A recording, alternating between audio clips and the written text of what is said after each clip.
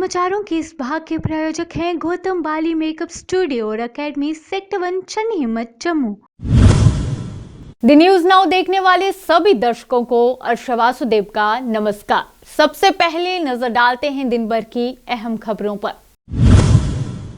प्रधानमंत्री नरेंद्र मोदी के नेतृत्व में जम्मू कश्मीर में हो रहा है विकास। तरुण चुग बोले, युवा गलत रास्ता छोड़ थाम रहे हैं कलम। पूर्व उप मुख्यमंत्री ताराचंद ने उन पर गुलाम नबी आजाद द्वारा लगाए गए आरोपों का किया खंडन। कहा, किसी भी पार्टी में शामिल होने से पहले अपने समर्थकों से करेंगे बात।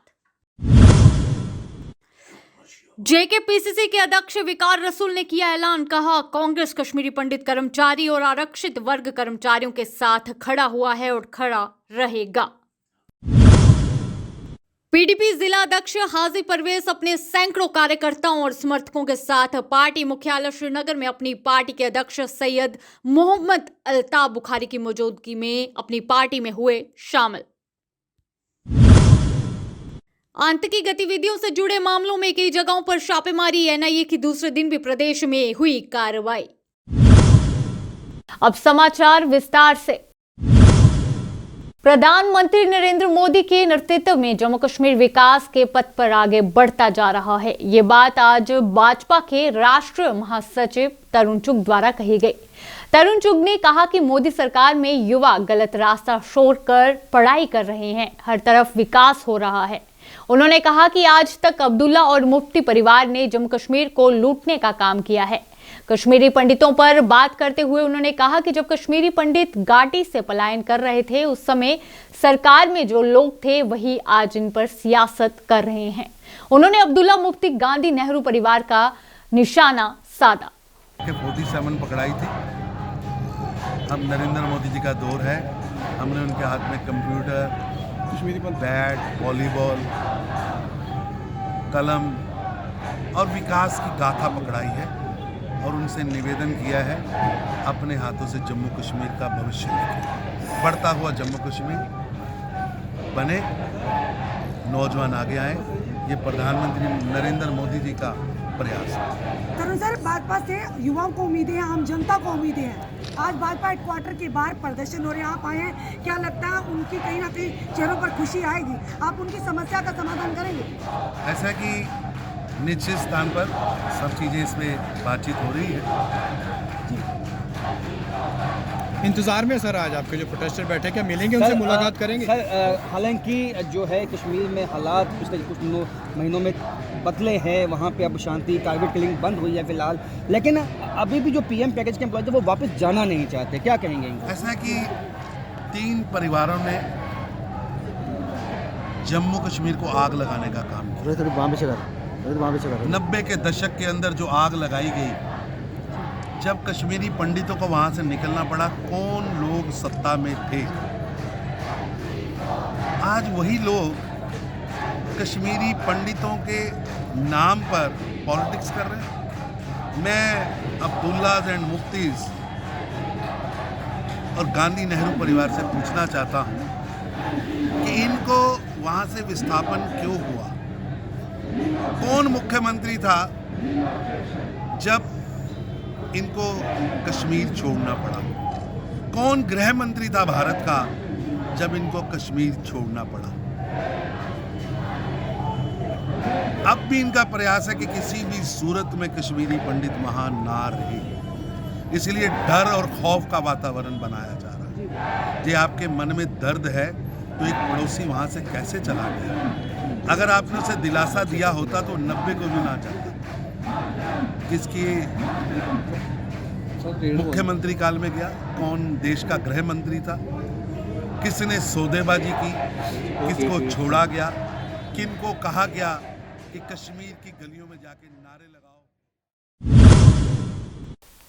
पूर्व उप मुख्यमंत्री ताराचंद ने डेमोक्रेटिक आजाद पार्टी से निकाले जाने पर आज अपनी प्रतिक्रिया दी। उन्होंने पत्रकार वार्ता के दौरान इसे दुख बताया। ताराचंद ने उन पर और उनके साथ निकाले गए नेताओं पर लगाए गए आरोपों का खंडन किया। उन्होंने कहा कि उन्होंने कोई भी ऐसा काम नहीं किया है जिससे पार्टी को नुकसान हो, बल्कि वो तो पार्टी की मजबूती के लिए काम कर रहे थे और जब उन्हें पार्टी से निकाला गया जहां उनके लिए काफी हैरान वाली बात थी।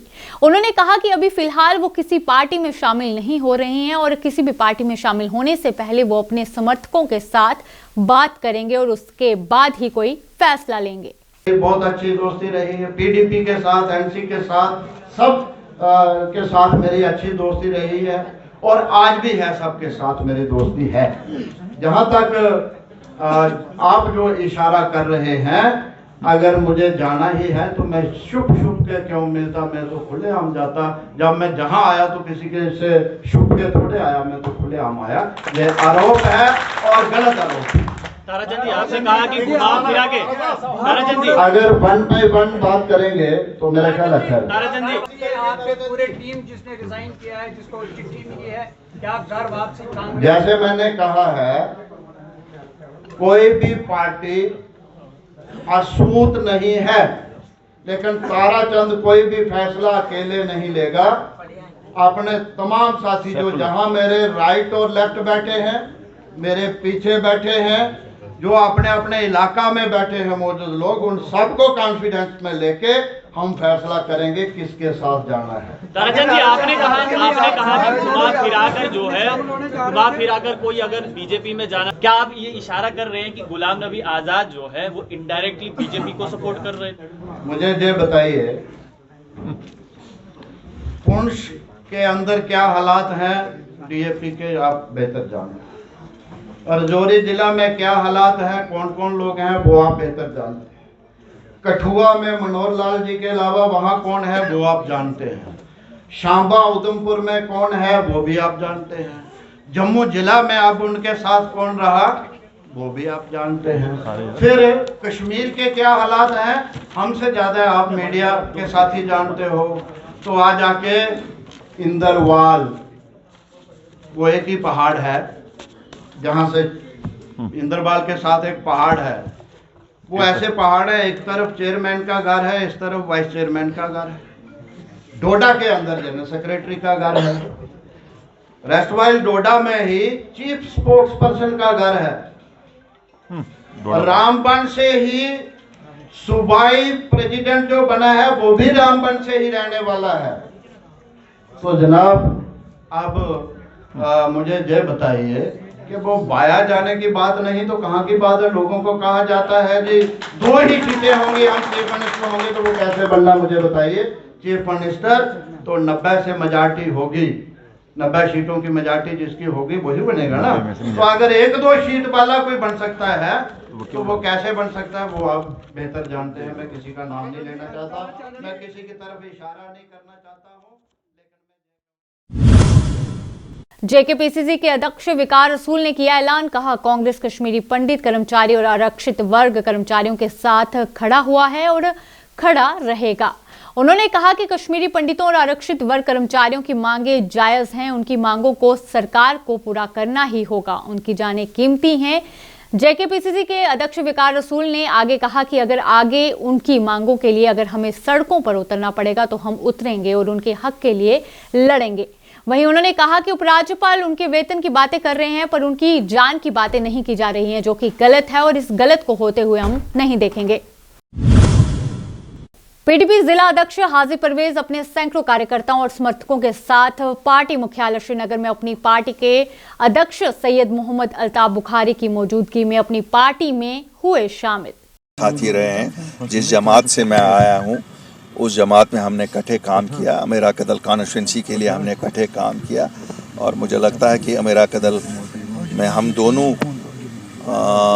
ने लोगों के लिए वो काम किए जो कभी पिछले 50 साल में नहीं हुए थे।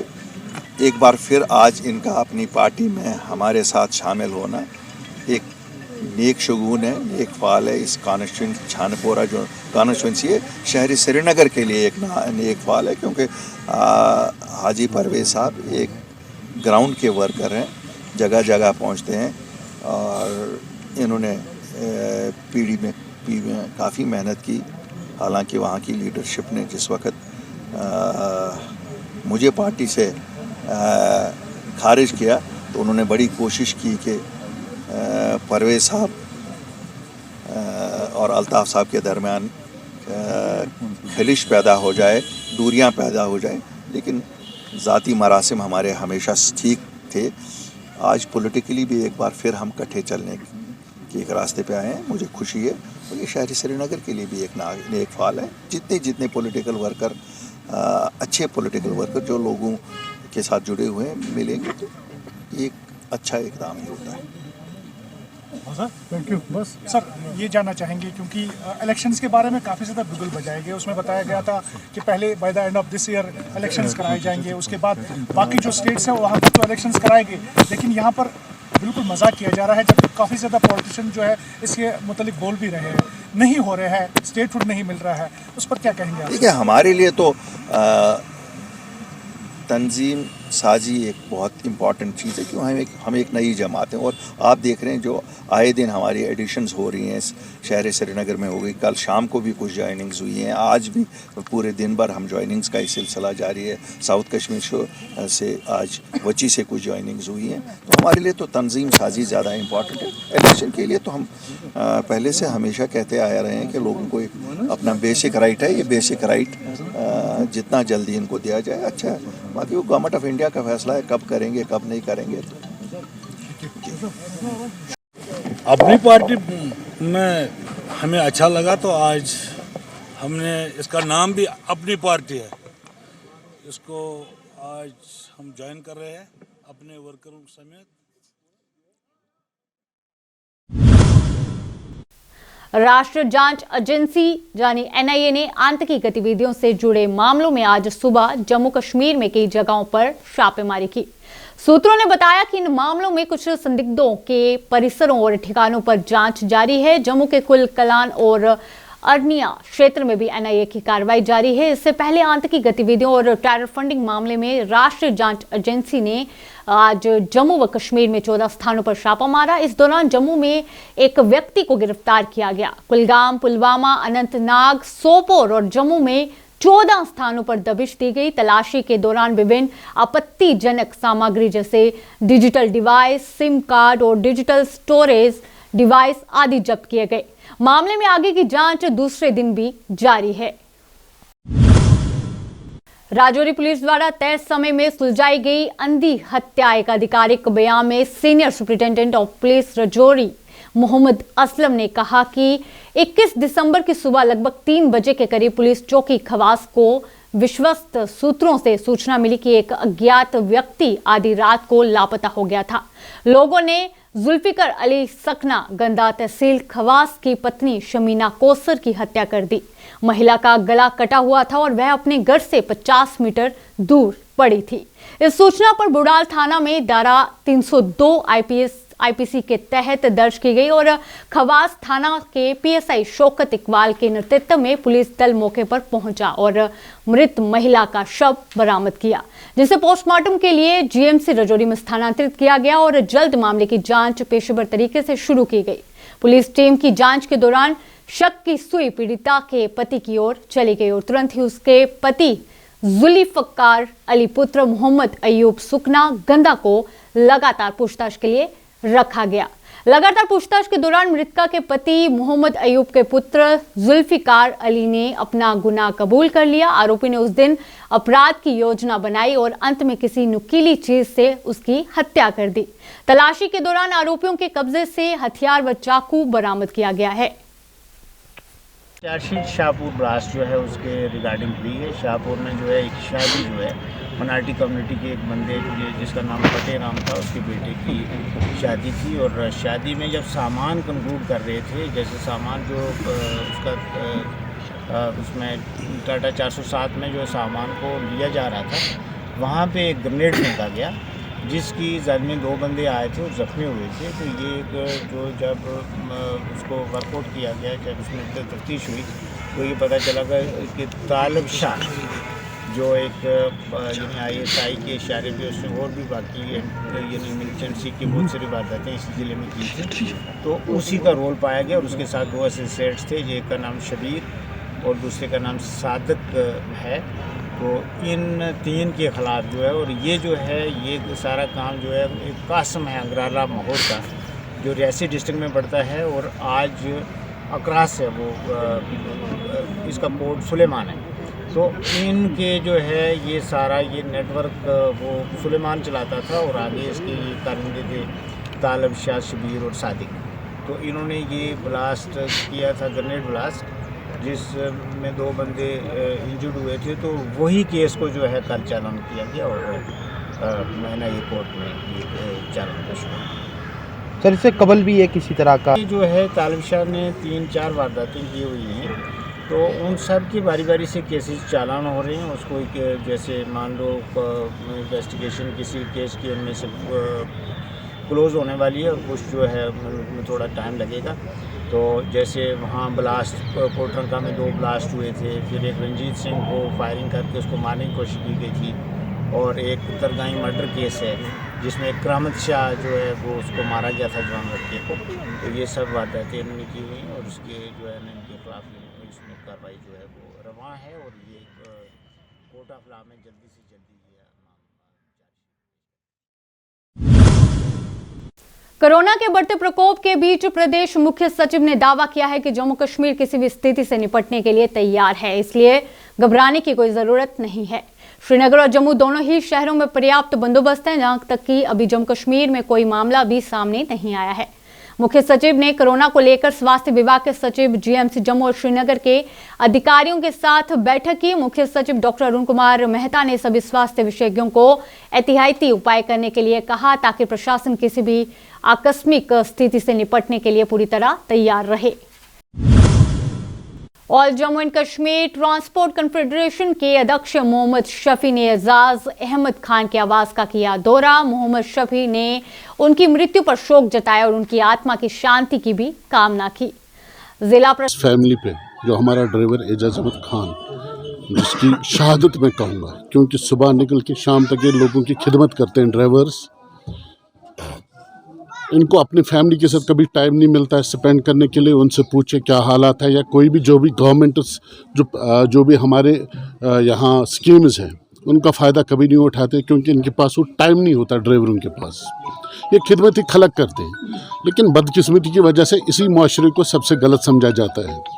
कुछ कारण हम भी है, ये हम नहीं बोलेंगे क्योंकि कुछ ड्राइवर्स की वजह से, लेकिन अमूमन इस ड्राइवर को चाहे वो ट्रक ड्राइवर हो या हमारा जो एजाज साहब है जो अभी जिसकी शहादत हुई है,